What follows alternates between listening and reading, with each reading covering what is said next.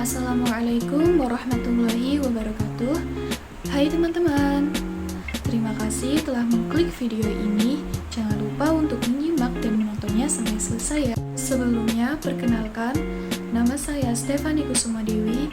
Saya mahasiswa dari semester 6, Prodi Pendidikan Agama Islam IAIBN Tegal.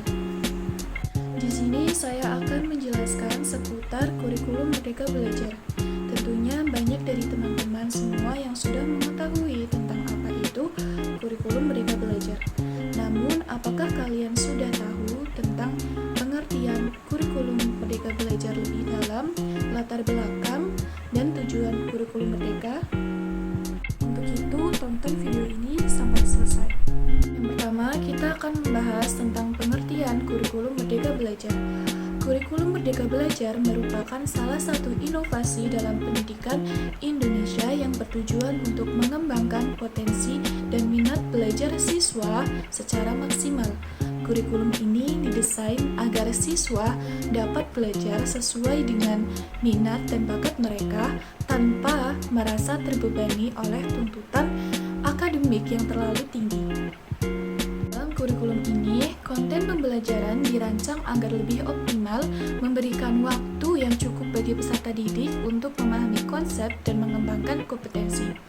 Guru juga memiliki kebebasan dalam memilih berbagai perangkat pembelajaran, sehingga pembelajaran dapat disesuaikan dengan kebutuhan belajar dan minat peserta didik. Selanjutnya, kita akan membahas tentang latar belakang kurikulum Merdeka.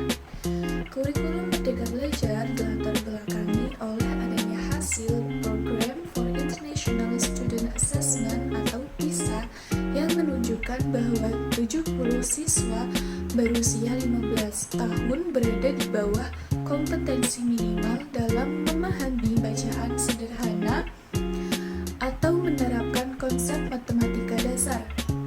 Skor PISA ini tidak mengalami peningkatan yang signifikan dalam 10-15 tahun terakhir.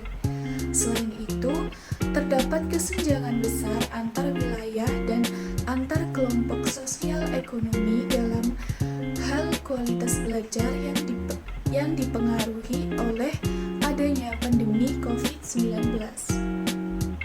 Untuk mengatasi hal tersebut, Kemendikbudristek melakukan penyederhanaan kurikulum dalam kondisi khusus yang kemudian disebut sebagai kurikulum darurat. Kurikulum ini diterapkan untuk memitigasi ketertinggalan pembelajaran pada masa pandemi. Hasilnya, dari 31,5% sekolah yang menggunakan kurikulum darurat menunjukkan bahwa penggunaan kurikulum tersebut dapat mengurangi dampak pandemi sebesar 73% untuk literasi dan 86% untuk numerasi. Efektivitas kurikulum darurat ini semakin menunjukkan bahwa perubahan kurikulum penting untuk dilakukan secara lebih komprehensif. Maka dari itu disusunlah kurikulum Merdeka sebagai kurikulum baru yang lebih komprehensif dibandingkan kurikulum sebelumnya. Pembahasan kita yang terakhir yaitu tentang tujuan kurikulum Merdeka Belajar. Tujuan Merdeka Belajar antara lain untuk memberikan kesempatan yang lebih luas bagi siswa dalam mengeksplorasi minat dan bakat masing-masing sehingga dapat memilih jalur pendidikan yang sesuai.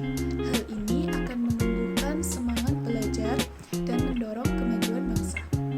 Tujuan Merdeka Belajar dalam jangka panjang dapat meningkatkan kualitas pendidikan dan mengembangkan potensi siswa sehingga sumber daya manusia Indonesia di masa depan memiliki integritas, kecerdasan, dan keterampilan yang unggul.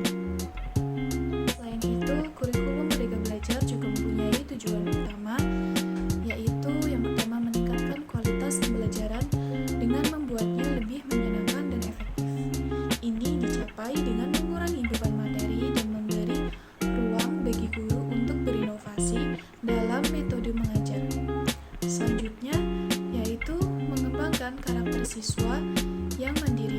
Kurikulum ini mendorong siswa untuk aktif dalam pembelajaran dan menggali potensi mereka. Lalu tujuan utama selanjutnya yaitu untuk mengurangi kesenjangan pendidikan. Dengan memberi keleluasaan pada sekolah untuk menyesuaikan kurikulum dengan dengan kondisi daerah, diharapkan kesenjangan pendidikan antar wilayah bisa berkurang. Terima kasih telah menyimak video ini sampai akhir. Mohon maaf untuk segala kekurangan.